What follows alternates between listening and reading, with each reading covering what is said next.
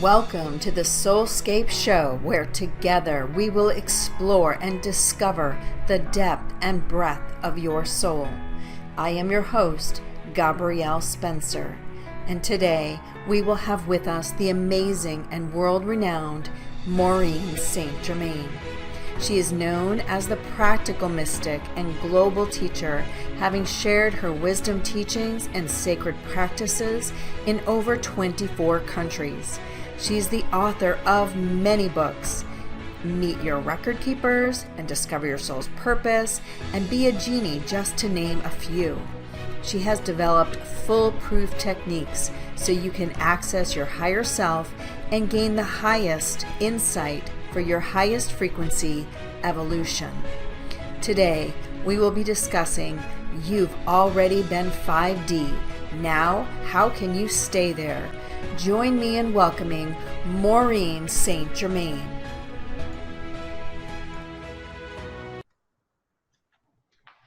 Hello and welcome everyone to the SoulScape Show. This is Gabrielle Spencer. Thank you for being here. I want to welcome our very special guest, Maureen St. Germain. Thank you for being here, Maureen.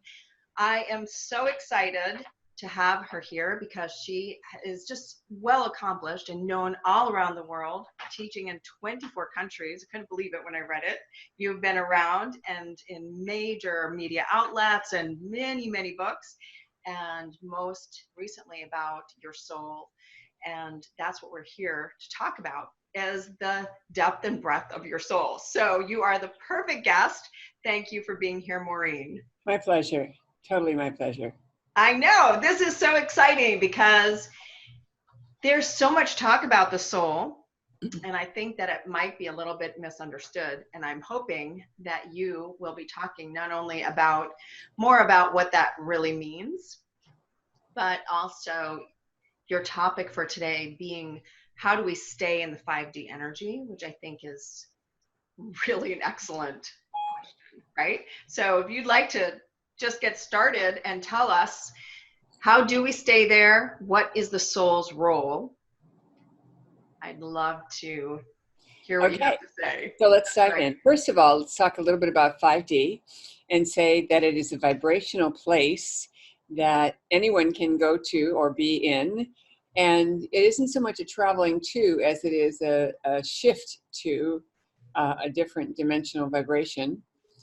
5D could be, in simplistic terms, it's what everyone else calls heaven. And in very specific terms, the way to stay 5D is to be very proactive about what you are doing and how you are doing it. And the way you do that is to learn very specific tools. And I'll give you an example. One of the most powerful things you can do is to stop using polarity-based words. Polarity-based words like good and bad, right and wrong. And so when you shift your awareness to a non-polarity-based way of saying things, instead of saying, well, that was a bad experience, you might say, well, that was interesting. I wonder what I was supposed to get from that. Rather than, that was an awful experience, I never want to do that again. You see how there's a different charge on it, there's different energy? So the way we speak actually keeps us 5D. And when we don't have that awareness that our language could lock us down, then we're in 3D and we slide into 5D and then we're back again. And that's another misnomer. A lot of people think that if we are 5D, that's it. We've passed the test, we're now there. And the answer is no, it's not like that. It's more like becoming an adult. When we are a teenager, we do good stuff and then we do dumb stuff. And so one of the most important things to remember is that you're going to have what I would call the sine wave, back and forth, but it's going to be at an angle. And everyone who understands this process, you're going to move up and down into a oscillating pattern that is always upwards. So even though you think you've made a mistake or you're slipping back, you're still making progress. It's a little bit like when people decide they're going to go on a diet or they're going to go on an exercise routine, and they start to move towards their target weight, and then they put on a few pounds, and then they lose a few pounds, and they put on a pound, and they lose a few pounds. They're still making progress. 2 steps forward, 1 step back. It's still making progress. And when you recognize that that's our typical way of becoming fifth dimensional, and that we can be fifth dimensional one moment and not the next, it's very amazing. So once you begin to accept that that's entirely possible, and I can give you some examples of how that's entirely possible, then what happens is you begin to understand that you could choose to be 5D. And choosing to be 5D can be created for yourself in some really nice, easy ways. The first one is to ask for a day of heaven on earth, because heaven on earth is 5D. So I'm asking for a day of heaven on earth for me and everyone I come in contact with. That's pretty basic in my world. I've been doing that for years and years and years. One day, I was talking to one of the students of mine, and she was telling a story about her family and her family reunion. And she said that she decided she was going to start asking for a week of heaven on earth for the family reunion. They were renting a house, and all the adults were coming in with their families, and they were all going to be together. And she said, one of my sisters is a drama queen, and she always spoils the party. And we want her there because she's a member of the family. But at the same time, we don't know what to do with her. And I kept making this call. We're going to have a week of heaven on earth with the family reunion. And what happened, which was so amazing, is at the last minute, the drama queen sister called and said, I'm not coming. And of course, normally, the drama queen sister, just announcing that would upset everyone. And then she said, I'm checking myself into a detox facility. So now everyone has the benefit of not worrying about her and being able to know that she's okay. And my student said to me, we had the best time. So now not only can you ask for a day of heaven on earth, but you can ask for a week of heaven on earth. I was invited to a class reunion of my husband's. He wanted to go to his college reunion. And I said to him, do you know anyone in your class? And he said, no. And I said, do you have any friends that you want to see in your class? No. Well, why do you want to go? And he said, well, I think it would be fun. And I said, okay. And he said, but I really want you to go with me. Now, I didn't know any of these people, Right. but I did the same thing. I asked for a week or weekend of heaven on earth, and we had the best time. And everyone around us had a best time because we were contagious. And that's one of the things that happens when your energy is up and out and overflowing with joy. What you gain, what you receive, is the ability to influence the circle around you, especially when you're asking for this energy, not only for me, but everyone I come in contact with. So, even if the bank teller had a crappy client in front of you, you come along and suddenly her mood has changed and she's feeling pretty good. So that's one of the 2 ways that I've named so far. And there are other ways. There are other ways, but I love this. I love this for many reasons, but I have a question, and I want to hear too from the audience. What is it that seems to make you slide backward? Do you notice when you slide backward? Yes. Right? So, we all know that, just driving down the street can be stressful. And so that's going to, kick you back sometimes. But in those situations, what are you doing in your everyday life to keep it at that 5D as you're going to the grocery store, going to your job, all of those things? How do we keep it at that 5D and still interact? I love that we're sharing this heaven on earth energy, because I think that's super important. Well, I think one of the ways you do that is you pay attention to what other people's needs are first instead of your own. And what that does is put you in a vibratory state of making sure that people get their needs met without needing to make sure yours are met, because yours are going to be met automatically. A lot of people don't think about this, but when you take out a loan with the banker makes a little money. He's helping you, but he's making money.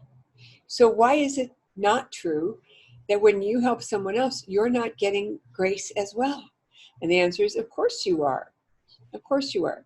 So when you pay attention to the language, that shifts a lot of things.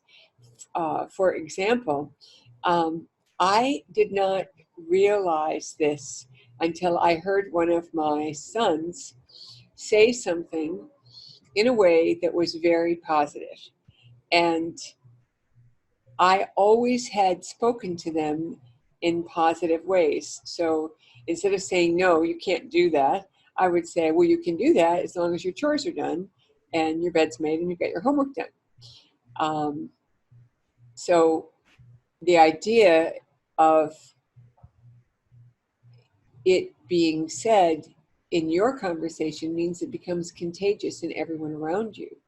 So you are speaking in a very proactive way, in a very uplifting way to other people. When you are outside in nature, you're commenting out loud. You go, oh, look at that beautiful tree. Look at those beautiful flowers. Look at that amazing cloud. Look at that gorgeous sunset. Those seeking to find beauty energies are also very 5D. In my book, Waking Up in 5D, I tell a story about how I was having a conversation with one of my hosts, and she and I were sitting on her front porch having breakfast. It was a very pleasant morning, and it was the day after the workshop, and we had a little time before I was going to take off, and we were talking about all the wonderful things that were going on in the workshop, and wasn't it cool when this happened, and wasn't it amazing when this happened? And we could hear the birds singing up a storm. And she said, you know, I've never heard the birds sing so enthusiastically, so full of joy. And I laughed, and I said, that's pretty cool. The next minute, we moved to the things that we were discouraged about, either in our own performance or in others. And the birds stopped singing. Wow. That was pretty powerful. That was a pretty amazing experience. You know what else it reminds me of, though, Maureen? What? Is the bandwidth of energy. Because you guys had to be projecting out pretty far for that to happen. So explain that too, because what you're talking about is what we're all supposed to be doing as light workers and people holding light, which I prefer than light worker, but it's that you're just naturally projecting that energy. Yes, it is true.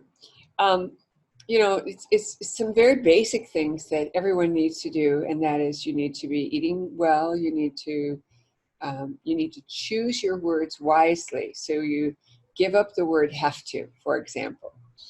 And I tell people there is no have to, at least not in America. You know, I have to pick up my kids. I have to meet my husband for dinner. I have to get this report done. No, you don't. You're choosing to do that. Makes you happy to do it. It pleases you. So use those words. Say it that way. And what happens is you have contained your energy within you rather than throwing it out to somebody or something that you don't know or understand. So what people don't realize is that there's energy beaming at us, and mass consciousness wants us to think a certain way and react a certain way. Certainly, we find in the media so much sadness and darkness sells lots of newspapers, and so there is a tendency to commiserate. You know, I call it the water cooler effect. And when we catch ourselves, you know, in that water cooler environment where we're telling one bad story after another, to change the energy and to decide to talk about something that's very uplifting.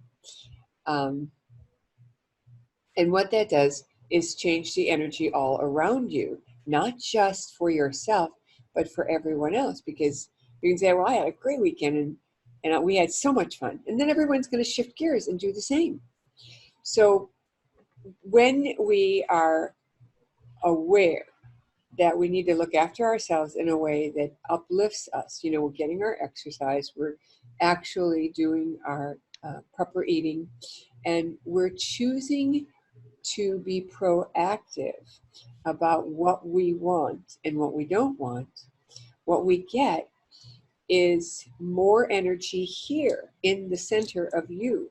When you have more energy in the center of you, you are then more capable of being the conduit for energy that moves through you and around you. That creates a overflow effect that allows others to tap into it. Now, there's a lot of energy in the reality supporting our success, supporting our making it to a new place, a new way of expressing, a new way of being. And when we tip the scales for ourselves personally, we change the vibe. So I have a gratitude journal. I write at least 7 gratitude things every day. At breakfast, my husband and I often share what we're grateful for. And what this does is sets the mood and sets the tone and allows us to stay in that uplifted place. Now, when something happens that you don't like and you don't think it's going to work out, you could say, look at that ugly house. Or I went to the art museum, but, all they had was crap. You could say stuff like that. Or you could say, I went to a museum that definitely wasn't for my age group. And I was surprised that there wasn't a thing that really turned me on. But I know it turns on some people because they're still in business. They're still showing it. There's a opportunity for curiosity, and that's different than judgment. So you replace your judgment energy with curiosity energy, and you offer to yourself and to the universe, there must be something here I don't know. There must be something here I don't understand. I wonder what it is. And that's another key to staying 5D, and that is this idea of staying in wonder. And when something happens that defies explanation, instead of saying, my keys are gone, my sunglasses are lost, my thermos is missing, somebody must have taken it, I must have left it behind at the art store. Instead, to say, my necklace is missing, I wonder what happened to it. I wonder where it is. I have a good friend who had a beautiful emerald ring. She came home late one night, super tired, and just took her ring off and put it in her top dresser drawer where her underwear was, and figured she would get to it tomorrow morning. Well, when she went to look for it, it wasn't there. And she looked for it for weeks and weeks and weeks. Every time she looked, it wasn't there. Finally, she said to herself, okay, it's gone. I'm letting it go. The very next time she opened the drawer, it was right there on top. How can this be? When you are 3D, you can only see the polarity. When you are 5D, you get to be mellow, unconcerned, detached in a way that's loving and supportive to yourself and others, but not hanging on, like this or else kind of energy. And the minute she shifted her energy, she could see the ring that she was in 5D when she put it down.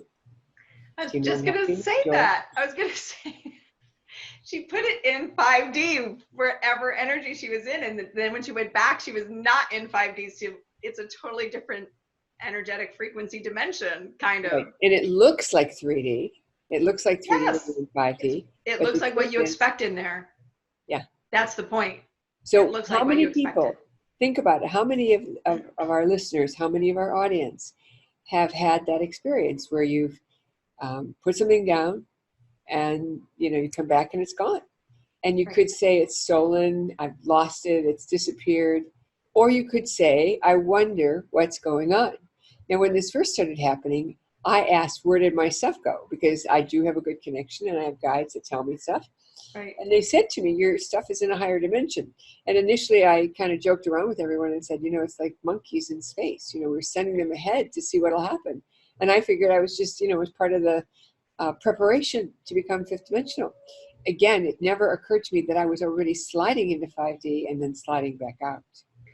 So one of the ways... I'm laughing. I mean, obviously this has happened to me as well, and I'm sure many of our listeners, I'd love to hear stories. But I mean, this is so key because you're saying, we are not even realizing when we are switching back and forth, and that we're interacting in like a slide. I mean, depending on what's going on around us and how well we're holding our own energy. The dimensions are nested. So when you're in 5D, you can participate in 3D. But when you're in 3D, you can't participate in 5D. So you actually gain capacity when you're in 5D and you're in this mellow place. You can see what people are doing. You can see what people are afraid of or scared of. And, that's something else that's very interesting. In 5D, you don't have fear because you know what you need to know before you need to know it. And you know what you need to know when you need to know it. So there's no fear. And that's pretty amazing what happens. And I think you're good with not knowing. That's the difference that that's I noticed. that is true. That is very true. It's like you're finally okay with being okay with not knowing. Right. I wonder what's going on. I wonder, one time when I first got started, I was doing my corporate job and teaching seminars.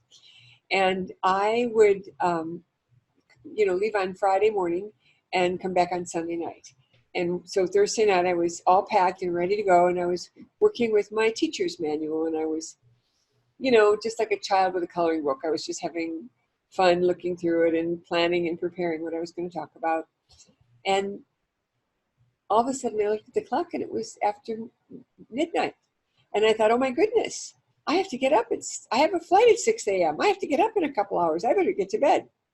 So I crawled in bed and I said to Archangel Michael, I would like you to wake me up on time and in plenty of time to catch my flight. And I went to sleep.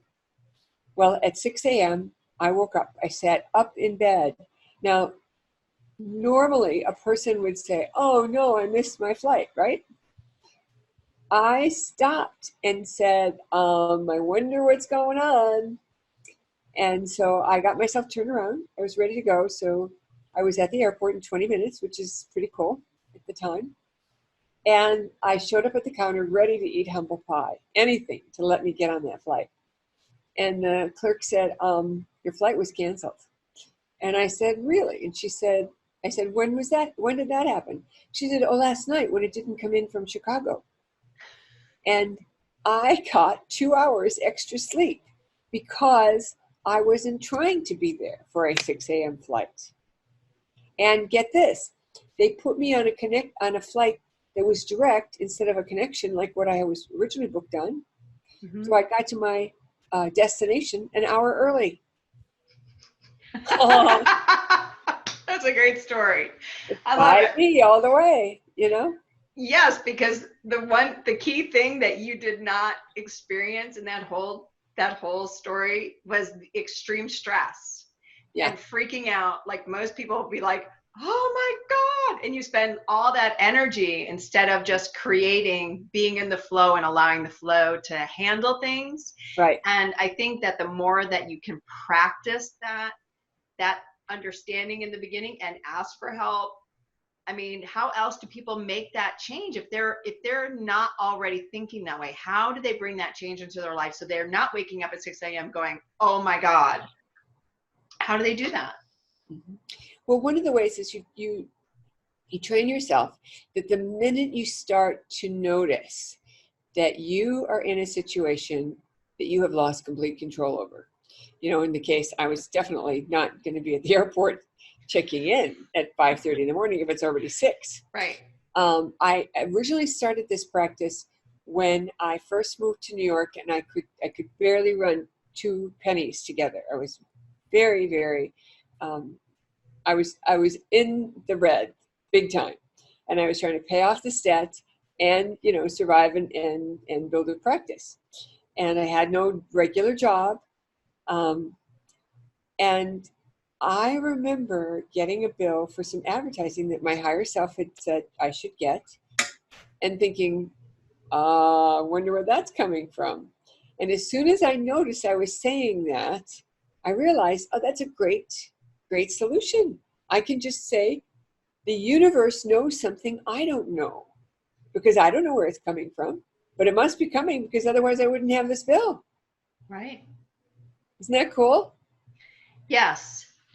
So essentially, it is about that training piece and catching yourself and noticing when you're starting to hear within your own head the polarity piece that you talked about in the beginning. One of the things that I like to teach people, and it's very simplistic, but it really works, is to, first of all, ask your angels to tell you when you're talking negative or dark thoughts. And the minute you catch yourself, then you have to come up with 2 positives to match it. So if you say, I hate my boss, then you have to follow it with, I really like my work hours and I've got great pay. You can't say, I hate my boss, and then follow it with, but I got 2 great kids and a husband who loves me. Those are not a match. So you got to figure out what is a match for what you are dealing with that's making you feel negative or dark. And every time you catch yourself, you follow it with twofers. And I will tell you that my angels taught this to me when I was in my 20s.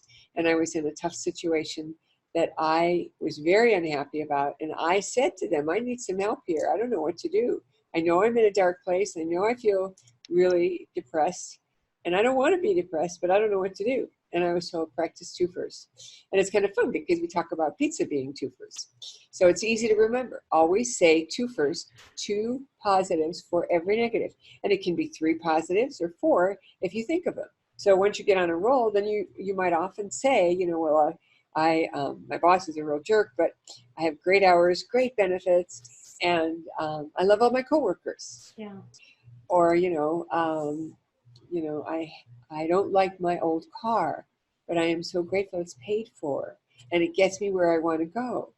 And I'm so grateful that I can be in a car that I have no car payments. So you start to add up all the positives that you can find. Now, sometimes you can't find any positives, and that's when you enlist the aid of your friends, or you get out a paper and pencil and you start looking for what is positive about your situation that is so down and out. And this picture that's behind me, the sunset, is also a very big key, because at another time when my first marriage ended and I was in such a down state, feeling so guilty about what I had done to cause this to happen and what my ex-husband was doing to cause this to happen, and my guilt about our children, and all that drama that you put on yourself and the guilt you try to put on yourself. And I, again, asked for help and asked what I could do. And I was told, go look at sunsets. So I dutifully found a place to go watch the sunset every night after work. And I did it for months and months and months. And gradually my depression lifted. Now, what I didn't know and found out many years later, there has been research about watching sunsets. And it turns out that people who watch sunsets will get lifted out of their depression, because subconsciously the body knows there'll be another one tomorrow. Wow. Isn't that cool? It is. I love learning things from the higher place and then having them Validated. Validated. Thank you. Here in the 3D. It is why I say I don't read books about higher consciousness and various things, because I prefer to stay as clear as I can. So when it comes in and then you're like, oh, wow, that makes so much sense. And then I talk about it and people are like, oh yeah, that's written, blah, blah, blah. Like you're just saying like, oh yeah, that's actually a study. And you're like, really? That's so awesome, because we just got it from the library up there versus out here, right?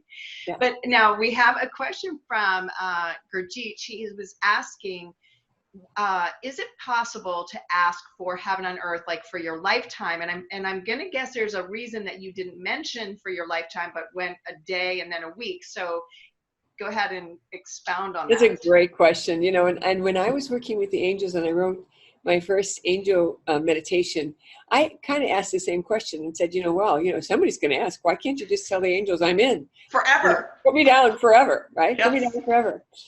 And they showed me a sunrise and a sunset. And they said, every day you get a clean slate. That means every day you must choose. And there you have it. The reason you don't, you could ask for it for the rest of your life, but what I would do is I would say, help me remember to ask every day of my life. And if everybody has a phone with a calendar app, I happen to do pop-ups for everything like that, because I don't remember, but I stagger them, because for some reason when they pop up on my phone, I'm like, oh yeah, I have to still do that. So whatever it takes, right, to be able to remember some simple things to help you stay in tune with what's happening. And even like throughout your day, I know for myself, I get super busy with all the things that are going on and children and all of that. So there's always things, but for some reason, the pop-ups work for me. That's what I have found work really well to help me. Well, I love keep apps. it. I think they're fabulous. My husband calls me the app queen because I like the apps so much. They're just as lovely as can be, and they're very useful for us. So yeah, it's a great idea. They are useful. Whatever it takes. There's a song about it. Whatever it takes. I listen to it all the time on the radio when I'm taking my kids to school. Seems to be playing all the time. Okay, so this is somebody wrote in great information, and maybe that's what's happened to all the things I cannot find. Somebody else writes, I do have a problem being in 5D. I have been experiencing deep grief over the loss of my love partner, best friend of 15 years. Okay. Yeah, I read that. Yeah. Okay, so, yeah. So what do you advise for that when something? Okay, go ahead.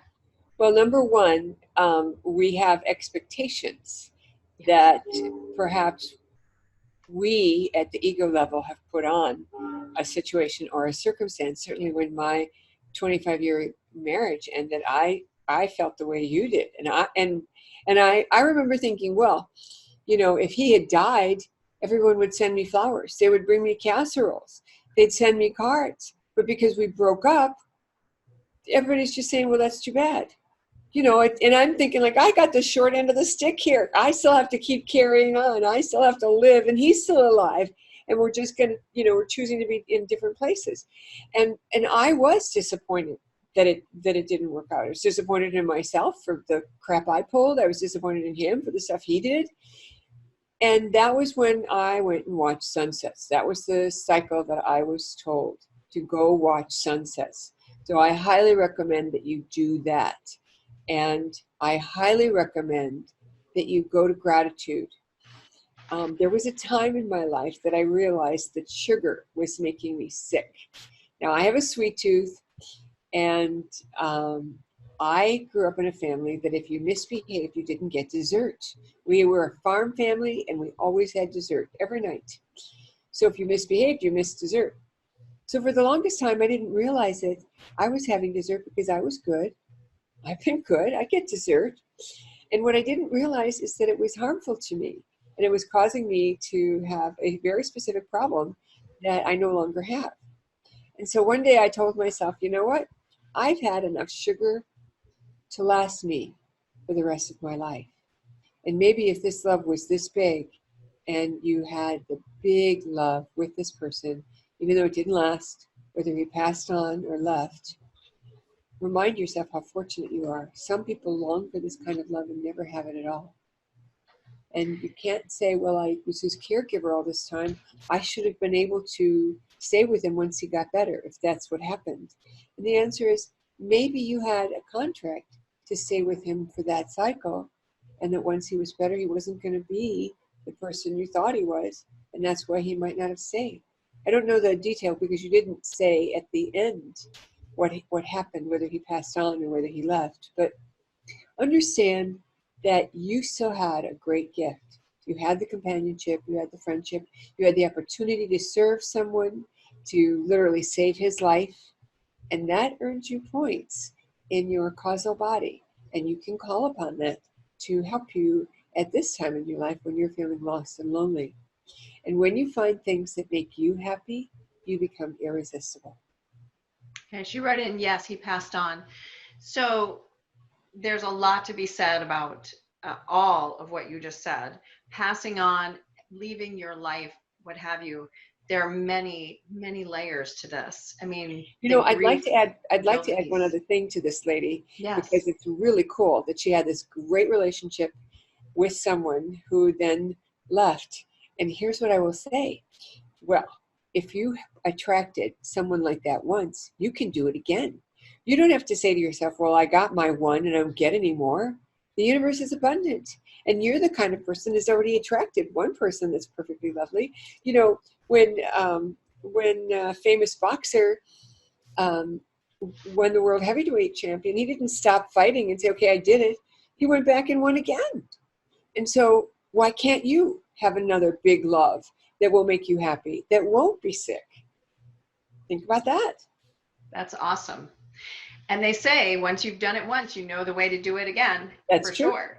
And your energy A lot is already easier. attracting it. So, And that's another thing. great. One of the ways to attract the beloved is to remind yourself of all the happy memories that you did have and run those, circle those around in your brain. And what happens is your brain says, oh, you like that? Okay, we'll give you more of that. If you think about how sad you are that you had to let him go and he passed on, well, then you're going to get more sadness. So you may as well focus on all the good stuff that happened between you, all the joy you had, all the big love you had, and the universe will give you more of that. I have a question about the Akashic records. Okay. Because when we're talking about 5D, how does it change what we're accessing in the Akashic records?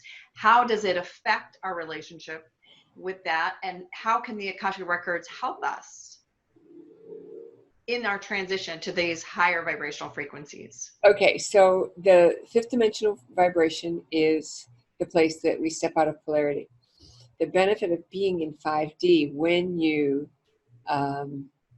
start out is that you get to have a place of non-polarity. So your liftoff point is without bias or judgment. So when you're checking with the records, you're more able to hear what they are going to say to you. Now, the Akashic records are located in the 11th dimension. And in olden days, the shamans, the priests, or whoever you worked with would bring in that energy for you and attempt to help you by accessing that energy. But it was limited to just a few people. Today, anybody has access to this energy. And the reason it's important and the reason it helps is it helps you because you get to understand what's really going on. And that gives you a leg up. When you understand what's really going on, it's a whole lot easier to not be upset about something and to be loving and kind and generous and kind-hearted.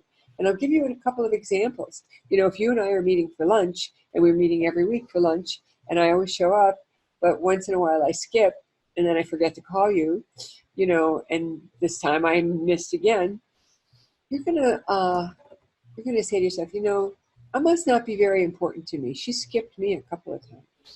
Meanwhile, maybe I got called to the hospital to help some friend or a family member, and I was really tied up, taking care of that.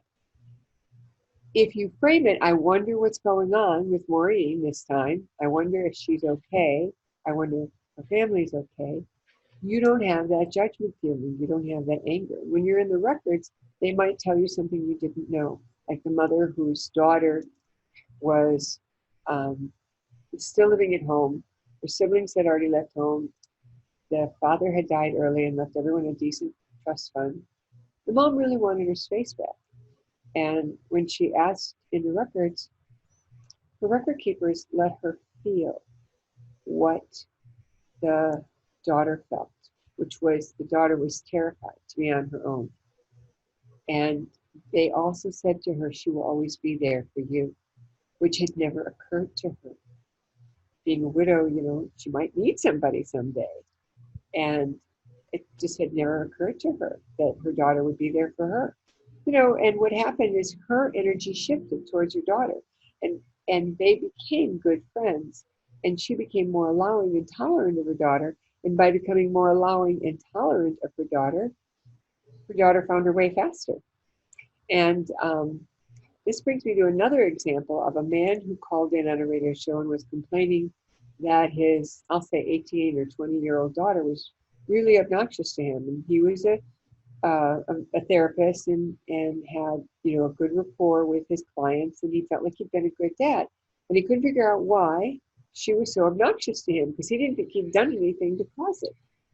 And when I opened his records, they said that your daughter and you were adversaries in a prior lifetime, and that you had gone on and achieved some mastery, but she did not, and you agreed to sponsor her in this lifetime to clean up that adversarial thing that you had going on.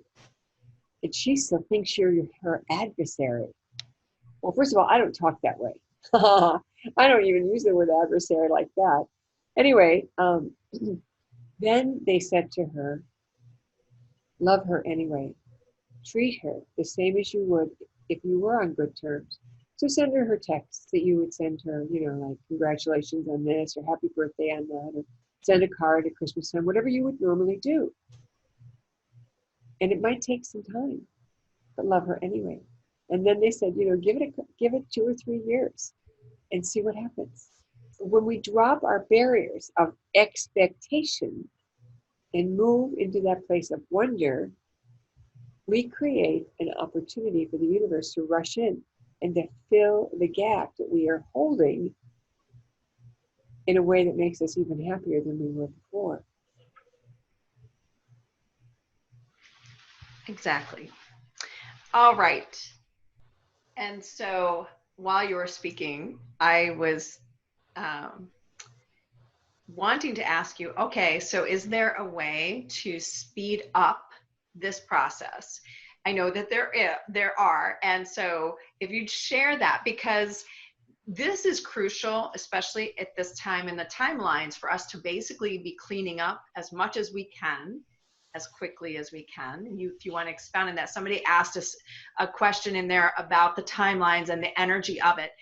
And so if you'll go into that a little bit and how we can use sacred geometry and other things in order to speed along that kind of a process, cleaning up contracts between the people in our lives, spouses, etc. That'd be great.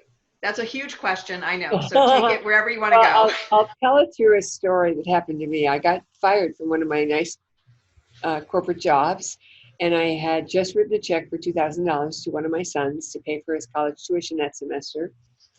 And this was a son that was very opposed to me and badmouthed me to his siblings. But I did it because I wanted to. I wanted to write the check, and I wanted to help him through college. I felt that was part of my duty, and I wanted to fulfill my duty. Now I'm fired, and I have no money in the bank, no reserves, because I've given him that big check. And I said to myself the day after, I'm sitting at home, well, I want to know when he's going to appreciate me. And I was told, well, when he's 28.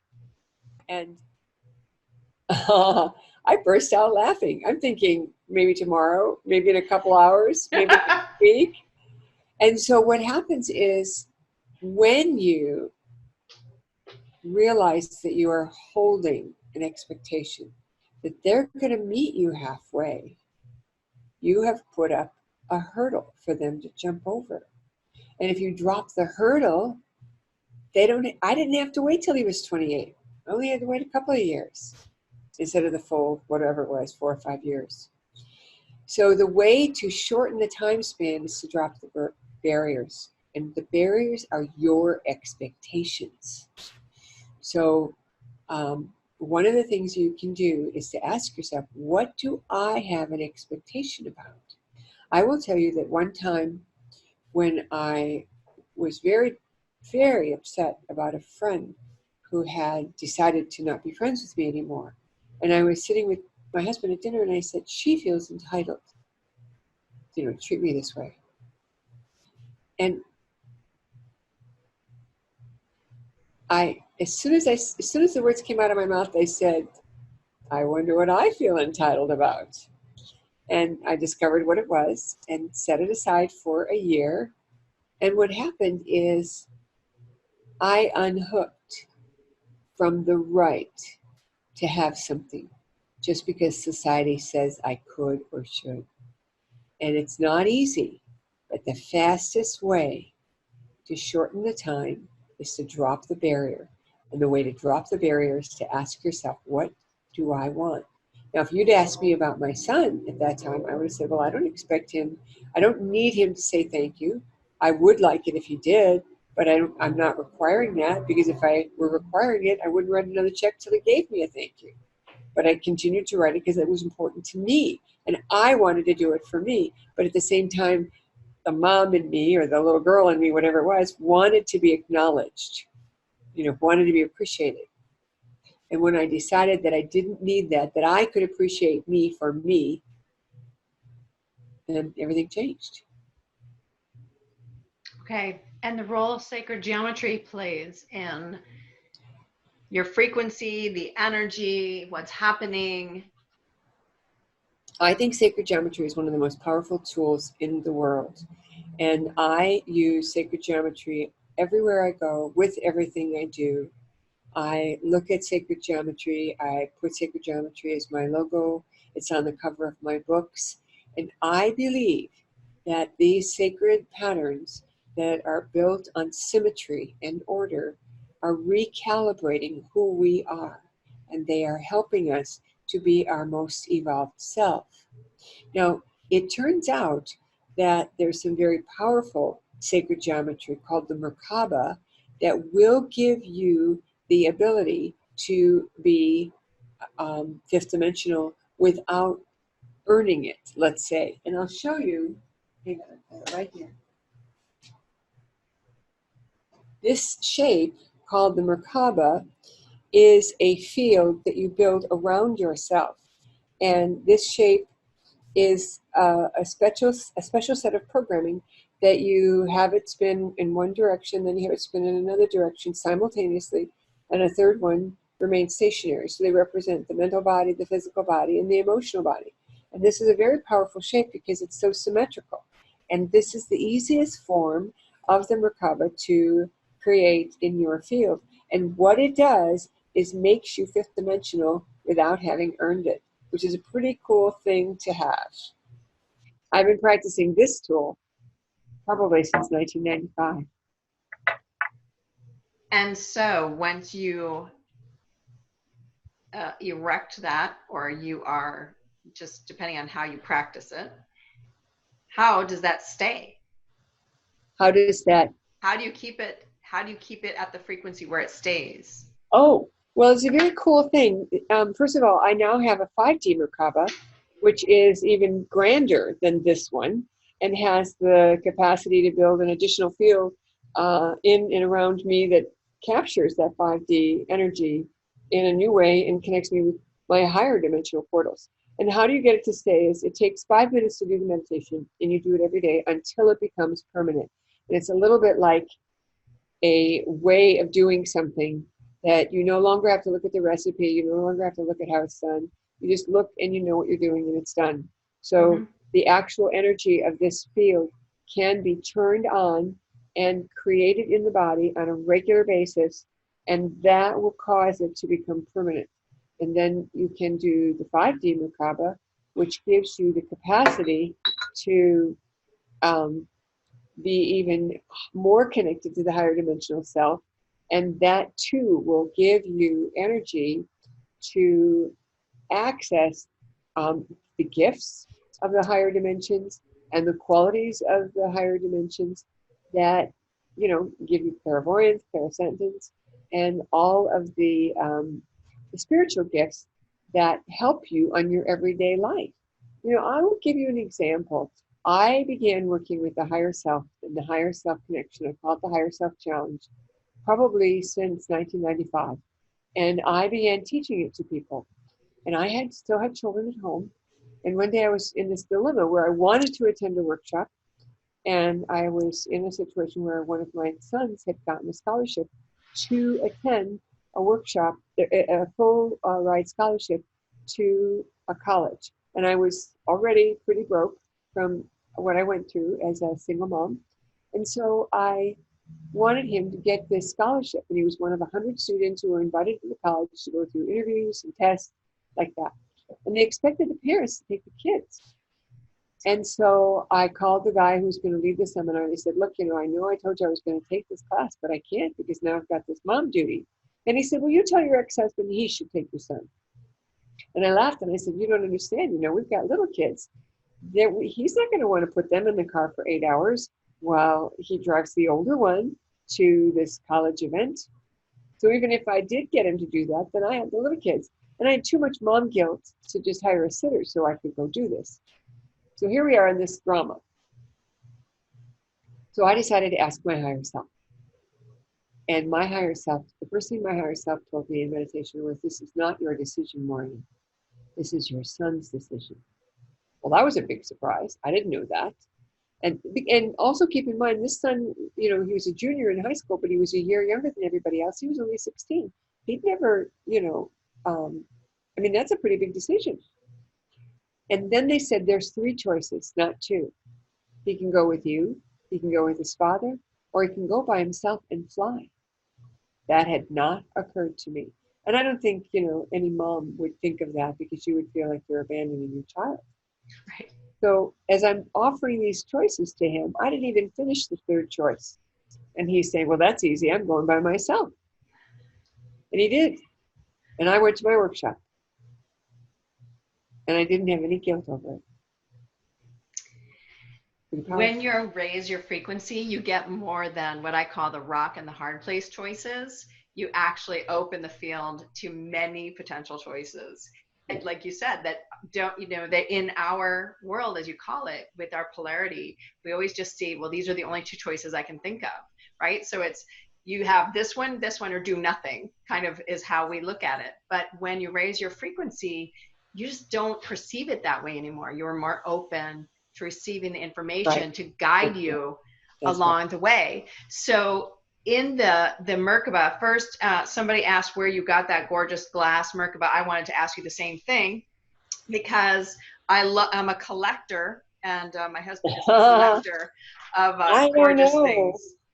I don't know where I got it. I've had it such a long time. It's got to be somewhere on the internet, people. So it's it probably is. Yeah, it's pretty special. And I have a little stand that it sits in, so I can sit upright like this. Yeah. Okay. That's pretty special, isn't it? It is. So how do you use sacred geometry to manifest things for yourself? I use a very powerful tool based on the principle of phi, P-H-I, which is the golden mean or the golden ratio. And I figured out a long time ago that any 2 numbers added together, like the Fibonacci sequence, can produce phi. So think about this for a second. A lot of people understand the Fibonacci sequence, 1, 1, 2, 3, 5, 8, 13, 21, 34, 30, like that. And what they're doing is the adjacent pair produces the next number, 3 and 5 are 8, 8 and 5 are 13, like that. But if you take any 2 random numbers and you go in the same circular fashion, adding the last number to the second last number, on the 9th and 10th iteration, or on the 9th and 10th like line that you might draw, you get phi, which is the golden mean. So what that means is that you can start anywhere, and you can go to a place that proves you have the ability to achieve what you want, and that the golden mean will come into the middle and produce your heart's desire. So what does that look like in practical terms? Well, first I do the math to show you what it means, and now I'm going to give you an example. Let's say you're single and you want to be married. Most people think about getting married. But if you are single and you want to be married, you should go to the anniversary of your being married. So you don't have to say what anniversary it is, but usually when people have an anniversary, they go out for dinner, they celebrate, they make a toast with a glass. So you make your toast with your glass, and then you look at your beloved and you say, I'm so happy. Now, you want to be in a happy marriage, which is why you make a toast and you celebrate that anniversary. And that image, along with the image of being single, produces the ability to get the middle piece, which is phi, the golden mean, which is source code for everything in creation. So this source code can be found in the relationship between your fingers from here to here. They can be found in the Parthenon, in the Great Pyramid, in the distance between Venus and Mercury and the Sun. It's found in the DNA. So this is like source code. Golden mean is source code for what we create in this reality. So once you understand that any 2 numbers together will produce phi, and all you have to do is find the place where you're at and be okay with that, and then the place that produces an outcome that proves you got what you wanted, those 2 will meet somewhere, maybe not exactly in the middle, but they'll meet, and they will produce your heart's desire. And it works every time. I call it the Phoenix sequence. You call it the what? Phoenix The sequence. Phoenix. Okay, so I'm not understanding the part where you choose what it is your heart's desiring. All right, well, let's play it. How do you assign it a number? You don't have to sign a number. I prove it with the numbers. But let's play and I'll show you what I mean. Name something that you don't have that you'd like to have. And it could be... a trip to Italy. Okay. If you have achieved a trip to Italy, have you ever been to Italy before? No. Okay, so this will be your first trip to Italy. If you have achieved a trip to Italy, what evidence do you have to show that you were in Italy? Okay. I have to have it in the physical or just in my mind what that would be. You have to tell me what it would be. Everyone who's listening already knows the answer. Okay, so if I were... Sorry? The answer is here, right here on your phone. Okay. You would have pictures, right? Oh, perfect. Pictures of yes, you we have pictures. Okay. All right. So now, what you do is you imagine that you are showing pictures of you in Italy, having a wonderful time. Okay. Who are you going to tell? You pick one person. One person? One person. Okay, my friend Susie. Okay, so you have a conversation with Susie. It's going to be in person or on the phone? On the phone. But I'll be sending her pictures. No, it has to be somebody that doesn't know you went to Italy, but that is a good friend. Oh, wait a second. I have to tell somebody that doesn't know me well enough to know that I was in Italy already? Yeah. Okay. It's somebody who's a good friend who didn't know you went. You know, don't you have people that are really close to you that you get out of touch with for a couple of months and then you're back in touch? Of course. So pick someone like that. Okay. Veronica. Okay. So you get on the phone with Veronica and she says, well, what's new? And you say, oh, let me send you a picture. And you send her a picture. Okay. And she says, where is this? This is so cool. What is this? And what do you say? I went to Italy. That's me in Rome. Yes? Yes. Now, what does she say? That's so cool. I want to go. I don't know. I mean, what's the right answer? No, wait, this is important. Okay. Because what happens is when you allow yourself to hear what your friend will say to you about what you have achieved, your subconscious mind does not know the difference between an imagined outcome and a real one. So when you have this conversation with your friend, you have told your subconscious you already did it and it will attract it. And okay. It's like magic. So we're condensing the timeline. We're doing as if it's already happened, so that there is no space. Looking back in time, that it proves that it happened. Okay. One time when I was working with a couple who were at odds with each other, and they had a 14-year-old son, at dinner, the mother said to me in front of her son, tell Thibaut how to manifest. And I took him through the scenario of being with a beloved, blah, blah, blah. And I said, what proves that you got married? And he said, you get divorced. He knew his parents needed a divorce, and that's what was on his mind. So you have to be aware that you really want to be happy, and you want to imagine yourself absolutely thrilled that you're telling this story. So, and why do you have a person that you have to tell? It brings it back into this reality, because a lot of people can imagine that they're going to go. They can imagine them get themselves getting on a plane, but they can't really see themselves in Italy. But if you see yourself telling a friend how you were in Italy, and then you send her a picture of having been in Italy, not only is she going to say, wow, that's so cool, I want to go, tell me more. You have this feeling that you did it already, and it anchors it in. And what's really cool is when you do this kind of exercise, at a certain point, the friend will start telling you things in your mind that you did not script.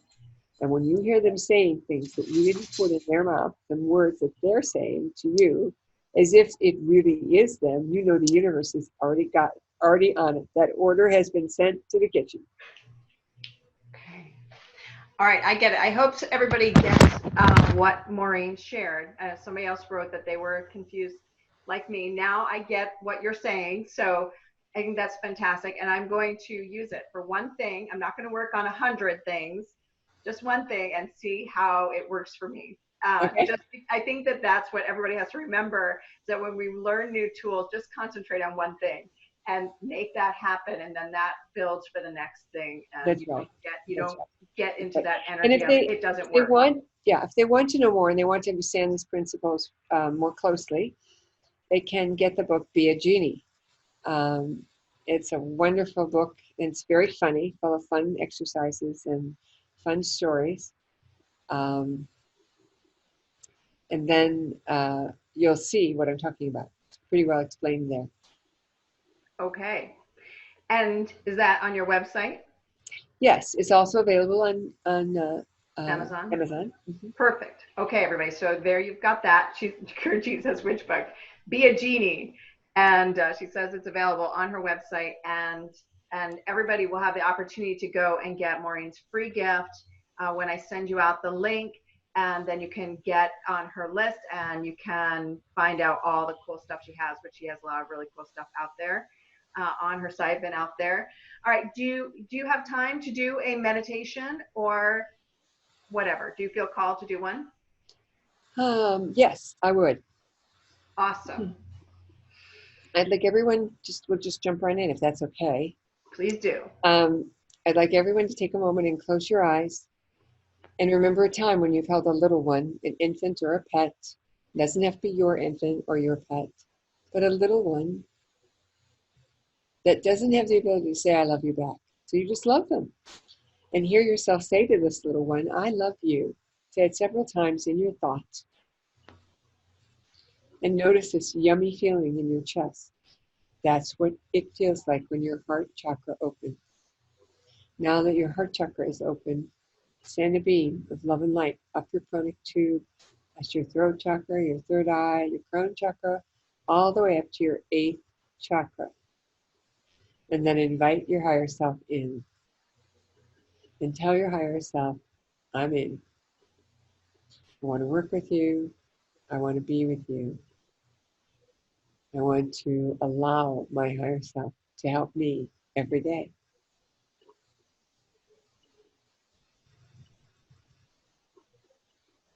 And then ask your higher self to give you a symbol or signal for yes. Higher self, show me yes. What does it look like, feel like, taste like, sense like? Thank you. Higher self, give me a signal for no. What does that look like? Sound like, taste like, feel like? Higher self, give me my signal for neutral.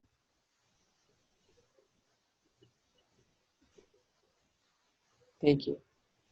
Make sure you write these down. Later, you might not believe it happened.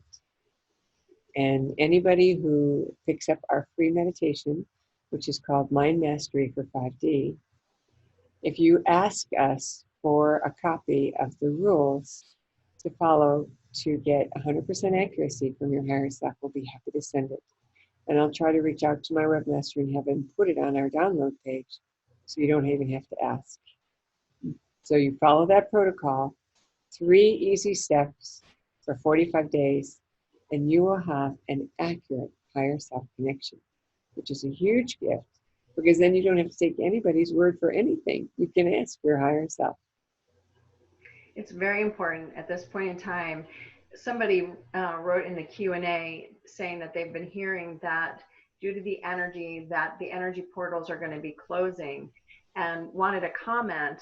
I have my own comment, but is there anything you want to share about that? Because I feel like it goes in with this your own connection, because in essence, especially as times get crazier around us there's a lot of misinformation, and it's important for each person to be fully connected with their own higher self in order to filter out all the information that's going to be coming out.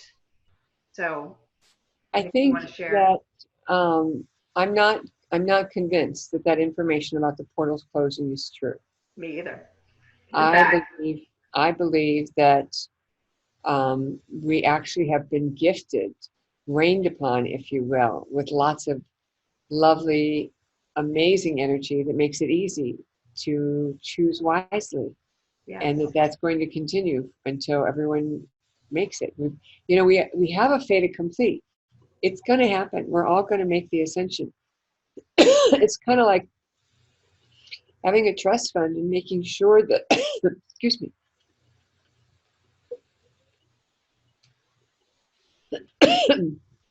and making sure that someone goes to college by telling them, look, we put all that money aside for you. I can tell somebody doesn't believe this. So it's, I was going to say, you're definitely having a reaction. So it just sends you energy to help move, and whoever out there is having difficulty with it, that you receive the energy you need to let it pass through you as quickly as possible with ease and grace and peace. So, when you have lots of reinforcement, it's easier to make your ascension. Mm-hmm. And it's impossible to fail at this time. Only if you say no. If you say yes, you're on it, you're going to move. Because do you feel, Maureen, I'm really interested to know this, because like the way I see it is sort of like there's not a middle ground anymore. You can't be sort of in, sort of out, what we got 1 foot in and 1 foot out. It's like you have to, there is a choice.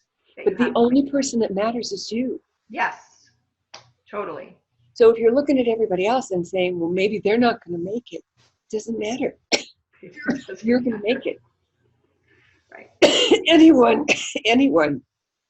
Well, look at the clearing you're doing, Maureen, for the group. Anyone who's on this call with you and me is going to make it. There you are. This is so important. You can see what a big energetic that is. Just look at what's happened for you. So thank you for helping to clear that, because that's probably bigger than we know out there, which is the whole purpose for me in doing this show, is to get to the parts that we don't talk about a lot because we're talking about some bigger things sometimes. Sometimes it is about the parts that we can't let go of and we have fear about and that we're worried about and oh no. And I think that's really just your reaction says how important it is for everybody to know it's just saying yes and being willing and allowing that energy to show you the way and to bring you where you need to be, and that you continually are staying in that 5D mode and working on it. I mean, everything you've said tonight is not about, well, abracadabra, it's just boom. It's about retraining and allowing your angels to help. It's about allowing higher vibrational beings to assist you so that you get the assistance, and then connecting with groups like this to help people to stay in a higher vibration, I think. Your thoughts? I agree with you 1,000-fold. Everyone has the ability and the divine right to succeed. And everything in heaven is pushing and moving to support that. Yes. And even if you think you failed a little bit or a lot, it doesn't matter. It truly doesn't matter. Well, that's back to expectations and judgment. I mean, right? So we just went full circle. Yes, we did. That's what I love about energy and when you're in the flow. I always tell people you might start out over here and it seems like you go way off over and around, but eventually you end up back exactly where you started in the, what I like to think of it as reconciling the energy, because look at how far we've come from the beginning to now, and all that you've helped to release just in talking to help us move into that next higher realm as our natural state of being, which is what we're really talking about. It's all true. It is all true. All right, so Gurjeet, she raised her hand. Do you have another minute? Sure. Let's see if I can figure out how to answer her. Would you like to talk, Gurjeet? Yes, I definitely would like to talk. And it's a question for Maureen. Yes. I was looking at more clarity on this, on the manifestation process that Maureen shared.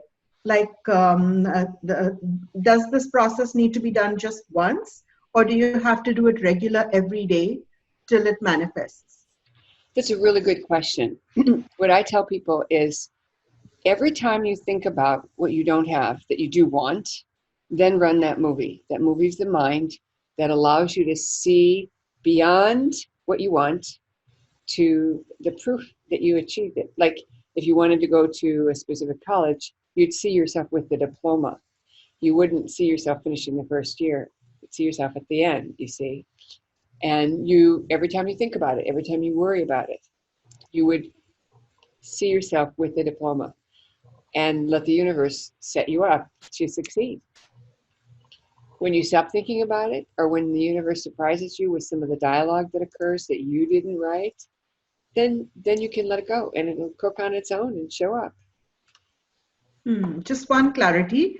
Does it have to be like for a long time or even a few seconds of this, mental thinking and feeling is good enough? A few seconds is totally fine. You know, if you know that the most important thing is to know what proves you got what you wanted. Most people get stuck at that point. That's why I was teasing Gabrielle. Everyone else listening already knows the answer to this question, so no matter what it is that you're trying to achieve, it's hard to come up with what evidence, what could I have that would prove I achieved this goal. So, even something as simple as getting a car, you wouldn't see the car. Someone would see you driving your car and say, "Are you in a loaner?" Because they know it wasn't your car. And then you'd say, "Actually, no, this is my car. I got a new car." Oh, wow. And there's this great conversation that occurs. That mental conversation takes maybe 30 seconds. So just, could you just take a picture and stick yourself in the car? Like, how do you have a picture with you sitting in the car when you're actually not?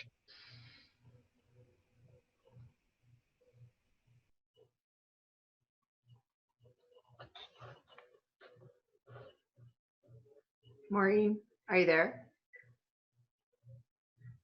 I would say yes, Gurjeet.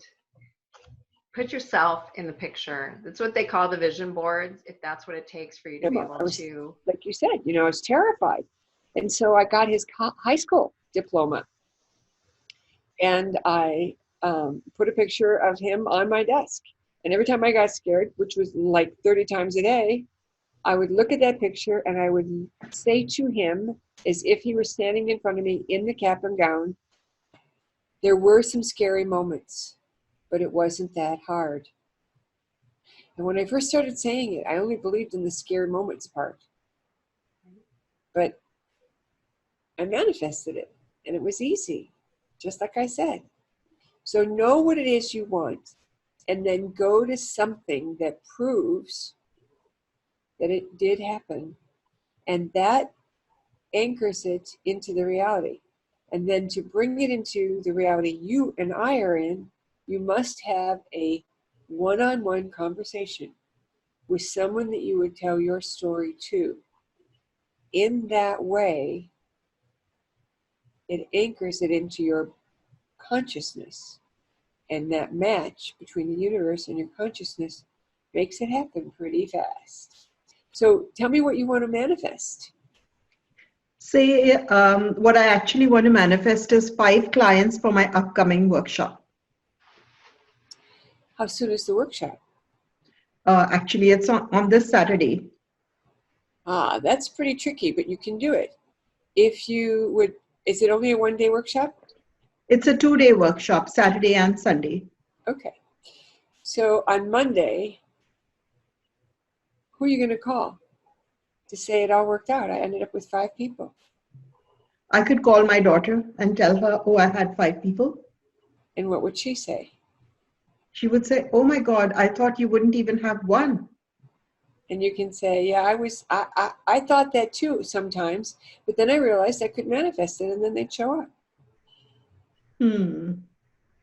So I just needed to talk. That would be the proof, or did I need a picture of 5 people sitting there and me in the No. You picture? don't even have to worry about, you don't even have to see the 5 people. What you see is the conversation about the 5 people with your daughter. Got it. That's clear now. Yeah. It's pretty amazing. I had a funny story where I had my kids had dented the back of my car, and I had it in the body shop, and I walked around my car after I had it fixed, and I realized the front end should have been worked on as well. And I actually said out loud, "Oh, I should have had the front end worked on. I need a new front end." And the next day I hit a deer. Not only that, but the lady behind me pulled over right behind me, and there was a police car that had parked to catch all the speeders who were coming down the hill. And she knew the policeman, and she said to him, I saw the whole thing, blah, blah, blah. He wrote me up the report so that I could submit it to my insurance company almost effortlessly. And I got a new front end. That's fantastic. All right, Gurjeet, so we want you to write me an email on Monday and let me know, tell me the story. Thank you so much. Thank you, Maureen, and thank you, Gabrielle. Yeah, get my book, Be a Genie. It really explains it quite well, and it's a fun book. Okay. All right, we good? All right. So, Maureen, I do believe that we have answered. I think we've answered everybody. I can't see you anymore. You can't see me? There, now because you talked. Thank you. Because the system flips back and forth based on who's talking. So when you were quiet, it doesn't flip me back to see your beautiful face. All right. So before that, you're welcome, Gurjeet. Thank you for participating. I want to open it to anyone else on the floor that go ahead and get in. If you have a quick question for Maureen, we'd love to answer, because that's what we're here for, right? Isn't that the fun part? I prefer it. I think that's always the most fun, is getting to help people in whatever it is that's causing them difficulty. And then I just want to say thank you to you for being here, and to let everybody know that Maureen will be back as a panelist, because we're going to ask big questions and help us, just like somebody asked earlier, the question about timelines and what does that mean for us. These are exactly the kind of things we want to explore later between a few of us that are out there and getting information and teaching and providing answers, and just what it is that we're getting.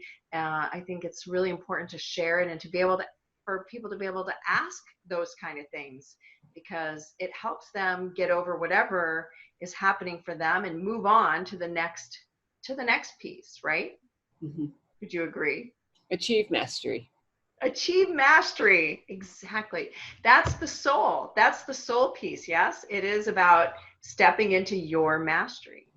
And that's really the goal. So goodness gracious, thank you very much for being here. I so appreciate it. And I can't wait to see you again when you are back.